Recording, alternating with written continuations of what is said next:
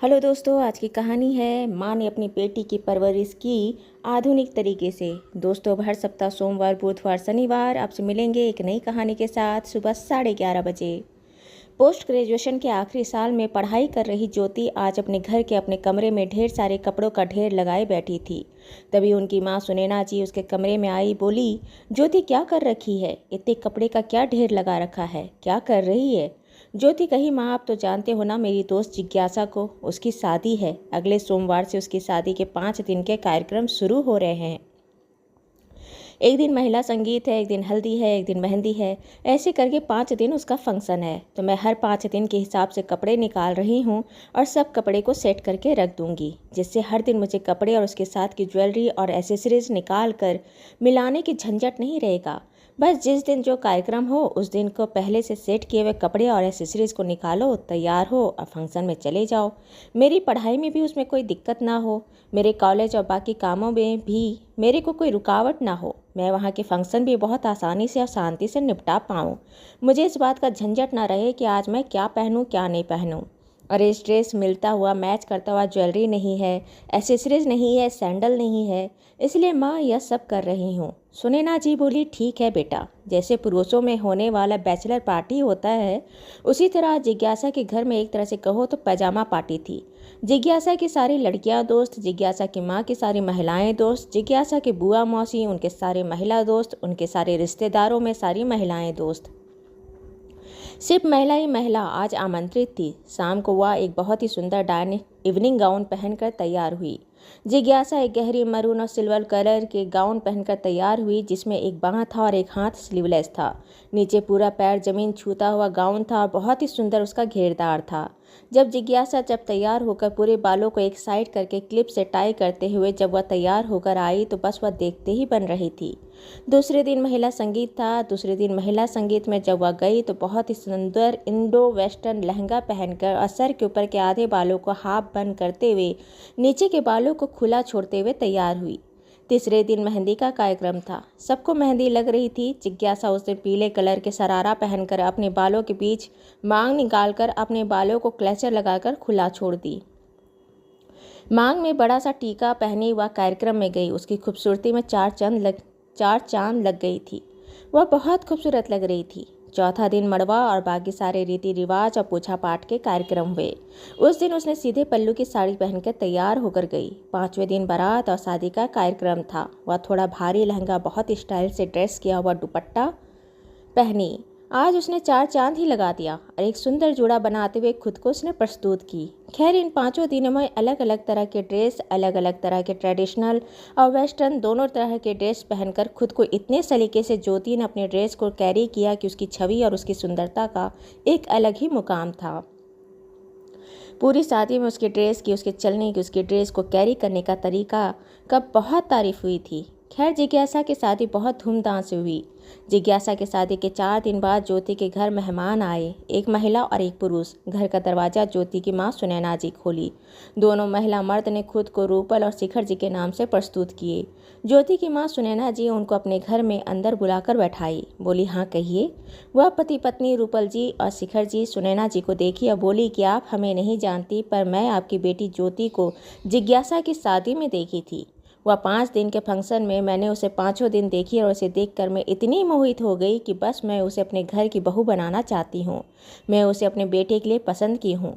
आपसे इसी के सिलसिले में आपसे बात करने आई हूँ। मैं आपको पहले बता देती हूँ कि मैं हूँ रूपल और ये मेरे पति हैं शिखर। हम दोनों बिजनेसमैन हैं। यहाँ शहर में हमारा शिखर फर्नीचर के नाम से हमारा शोरूम है। इस पूरे शहर में 3 शोरूम है। हमारा अच्छा खासा व्यापार है और हम दूसरे शहरों में भी हमारा फर्नीचर का शोरूम है। सुनैना जी कही, मैं जानती हूँ आपके शोरूम के बारे में। आपके शोरूम से ही कुछ फर्नीचर्स हमारे घर में भी आए हैं। सुनैना एक पल के लिए खुद विश्वास नहीं कर पाई कि इतना बड़ा घराना का रिश्ता उसके घर में आया है। सुनैना जी अपने पति को बुलाई और सब चारों बैठकर बात करने लगे। रूपल जी अपने बेटे के बारे में बात करके वह अपने बेटे का बायोडाटा और फोटो देकर वापस चले गए। बोले कि आप लोग आराम से सोचिए समझिए, अपना अच्छे से विचार विमर्श कीजिए। हम आपको 2 दिन बाद फिर कॉल करेंगे। शिखर जी और रूपल जी के जाने के बाद सुनैना और उनके पति बहुत देर तक एक दूसरे से बात किए। उनको ये रिश्ता बहुत ही पसंद आया, बहुत ही अच्छा लगा। फिर वो अपनी बेटी ज्योति को बुलाए और ज्योति को सारी बात बताए। ज्योति को लड़के का फोटो और उसका बायोडाटा दिए। बोले, बेटा तुम भी एक बार अच्छे से विचार विमर्श करो, सोचो समझो, हमें तो लड़का बहुत अच्छा लगा। ज्योति लड़के की फ़ोटो को देखी तो लड़का बहुत अच्छा, खूबसूरत, लंबा चौड़ा, बायोडाटा भी बहुत अच्छा था। बायोडाटा के हिसाब से वह भी बहुत अच्छा क्वालिफाइड था। एक तरह से कहो तो ज्योति और उस लड़के का क्वालिटी बिल्कुल ऐसा था जैसे वह एक दूसरे के लिए ही बने हों। खैर 2 दिन बाद रूपल जी ने सुनैना जी को फ़ोन की। सुनैना जी, आपने क्या सोचा है? सुनैना जी बोली, हमें आपका रिश्ता पसंद है। अब आप बताइए, आप क्या कहती हैं? रूपल जी बोली कि हमें तो यह रिश्ता कब से पसंद था, हम तो बस आपके हाँ का इंतज़ार कर रहे थे। ठीक है, हम फिर जल्द आपसे मिलते हैं, शादी की सारी बातें तय करते हैं। कहते हुए एक दूसरे को समधी समधन बनने की बधाइयाँ देते हुए दोनों ने एक दूसरे को बाय कर फ़ोन रखी। 4 दिन बाद रूपल जी और शिखर जी फिर वापस सुनैना जी के घर आए। सुनैना जी, उनके पति, रूपल जी, शिखर जी सब बैठकर शादी के एक बात की डिटेल्स में बात कर रहे थे। शादी कब होनी है, कब तक होगी, कितना दिन का फंक्शन करेंगे, किस दिन महिला संगीत होगा, किस दिन पूजा होगा, किस दिन बारात होगा, बारात का स्वागत कैसे होगा, कैसा कपड़ा, कैसा थीम, होटल, खाना, गहना, कपड़े कैसे लेने हैं। सारी चीज़ों पर विस्तार से डिस्कस करने के बाद जब वह जाने को वापस तैयार हुए तो सुनैना जी रूपल जी को बोली, अब तो आप हमारी समधन हो गई हैं, लेकिन फिर भी मैं एक बात जानने की बड़ी ख्वाहिश रखती हूँ। रूपल जी बोली, हाँ सुनैना जी बोलिए ना, क्या पूछना चाह रही हैं?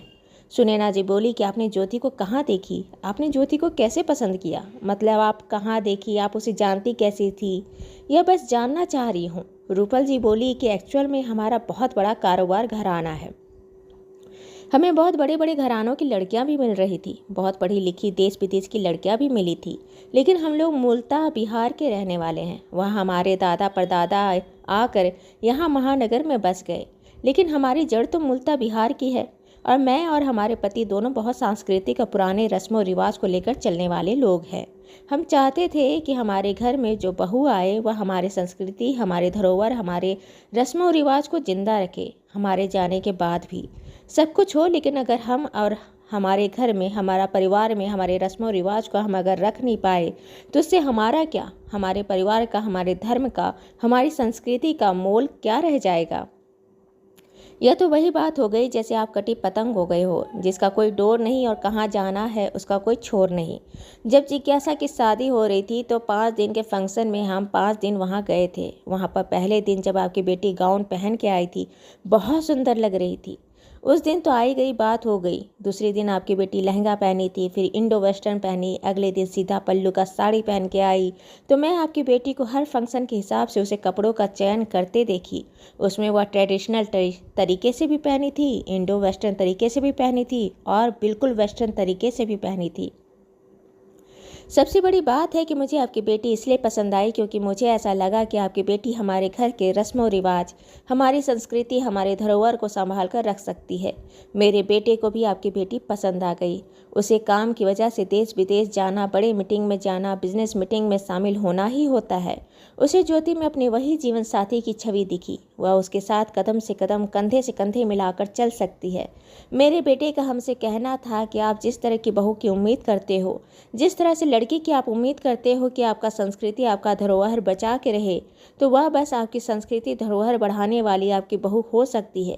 लेकिन क्या 4 लोगों के सामने वह मेरी पत्नी बनकर मेरे स्टैंडर्ड के हिसाब से आ सकती है?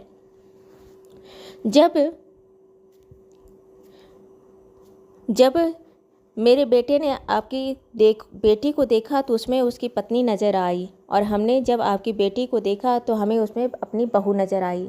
सबसे बड़ी बात थी कि वह हमें बहुत पसंद है। ज्योति हमारी संस्कृति धरोहर बचा कर रख सकती है और मेरे बेटे के साथ उसका भविष्य भी संवार सकती है। सुनैना जी मुस्कुरा दी और रूपल जी और शिखर जी दोनों वापस अपने घर को चले गए। दोनों घरों की तरफ से शादी की तैयारी शुरू हो गई थी। जब सुनैना जी के घर की तरफ से उन्होंने अपने घर परिवार में, रिश्तेदारों में बताया कि उनकी बेटी ज्योति की शादी ऐसे घराने में, इतने बड़े अमीर घर में तय हुई है, तो किसी को यह विश्वास हुआ ही नहीं। दरअसल बात यह हुआ था कि आज से 25 साल पहले जब सुनैना शादी कर घर आई थी, वह घर बहुत ही रूढ़िवादी था। हमारे घर में ऐसा रिवाज है, हमारे घर में ऐसी संस्कृति, हमारे घर में ऐसे कपड़ा नहीं पहना जाता, हमारे घर में लड़कियां ऐसे नहीं चलती, हमारे घर में ऐसे नहीं बोलते। हजारों कानून थे। और सुनैना एक तरह से कहो तो खुले दिमाग की महिला थी। जब वह शादी कर आई तो उसके 2 साल बाद उसे एक बहुत प्यारी बेटी ज्योति हुई। ज्योति की परवरिश सुनैना जी करना शुरू की। जब 3 साल की ज्योति हुई तो सुनैना जी उसे पहनने के लिए एक हाफ पैंट दी और घर वालों ने इस बात का विरोध किया कि तुम अभी से इसको ऐसे छोटे छोटे कपड़े मत पहनाओ। ऐसे छोटे छोटे कपड़े पहनने की आदत हो जाएगी तो फिर वह हमारे रस्मों रिवाज, हमारी संस्कृति के हिसाब से कपड़े नहीं पहनेगी। जमाना ठीक नहीं है, समाज ठीक नहीं है, उसे ढंग के कपड़े पहनाना शुरू करो, उसे छोटे कपड़े मत पहनाओ। ऐसे करके हजारों बात हुई। सुनैना जी अपनी बेटी की परवरिश अपने हिसाब से एक तरफ से कहो तो आधुनिक तरीके से करना शुरू की। उसका कहना था कि बदलती समाज के हिसाब से परवरिश करने का तरीका भी बदलना होगा। उन्होंने अपनी बेटी को बहुत ही अच्छे संस्कार और तमीज़ देकर बड़ा कर रही थी। साथ में उसे किसी भी तरह के कपड़े पहनने से परहेज भी नहीं की। उनकी बेटी स्कर्ट भी पहनी, पैंट भी पहनी, शॉर्ट्स भी पहनी, सलवार भी पहनी और साड़ी भी पहनी। बस सुनैना जी अपनी बेटियों को समय के साथ साथ समझाते रहती कि बेटा कौन सा कपड़ा कहाँ पहनना है, कैसे पहनना है और क्यों पहनना है। अगर तुम शॉर्ट्स पहन रहे हो, छोटा चड्डा पहन रहे हो तो उसे पहन के मार्केट में नहीं जाना है। अगर आप छोटे कपड़े पहनते हो तो आप बहुत सफोकेटेड बड़ी जगह पर जाओ। अगर आप स्लीवलेस कपड़े पहन रहे हो तो आपको अपने दोनों हाथ उठाकर नाचना नहीं है और आपके अंडर आर्म साफ रहें। अगर आप स्कर्ट पहन रहे हो तो आपको बैठना कैसा है, आपको उठना कैसे है, आपको कैसे चलना है। अगर आपने गहरी गली के कपड़े पहने हो तो आपको झुकना कैसे है और आपको खुद को डिसेंट अच्छे से रखना कैसे है।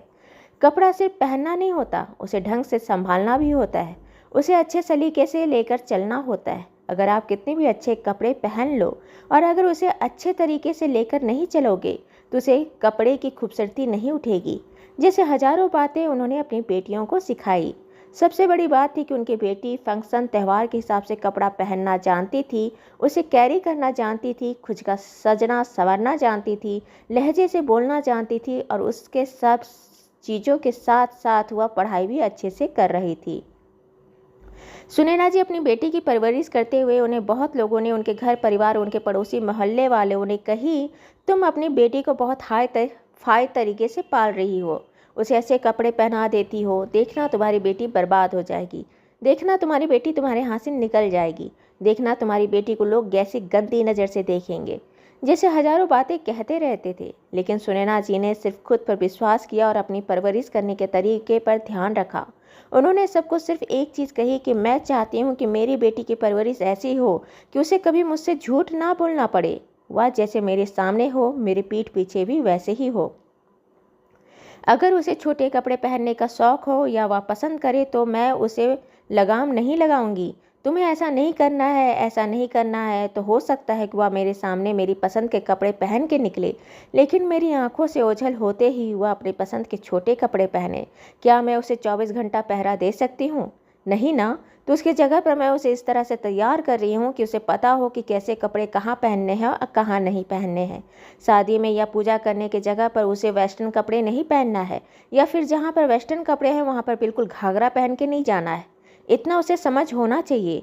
छोटे कपड़े भी पहने तो उसको ऐसे पहनो कि वह अश्लील ना लगे, लोगों को गलत इशारा ना जाए।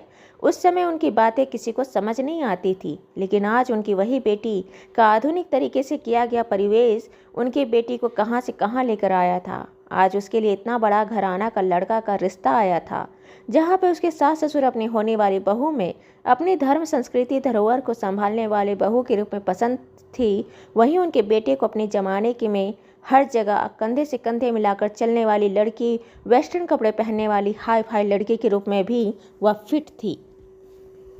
दोस्तों, ये कहानी आपको अच्छी लगी हो तो इसे लाइक करें, शेयर करें, सब्सक्राइब करें और मिलते हैं एक नई कहानी के साथ सुबह 11:30 बजे। धन्यवाद।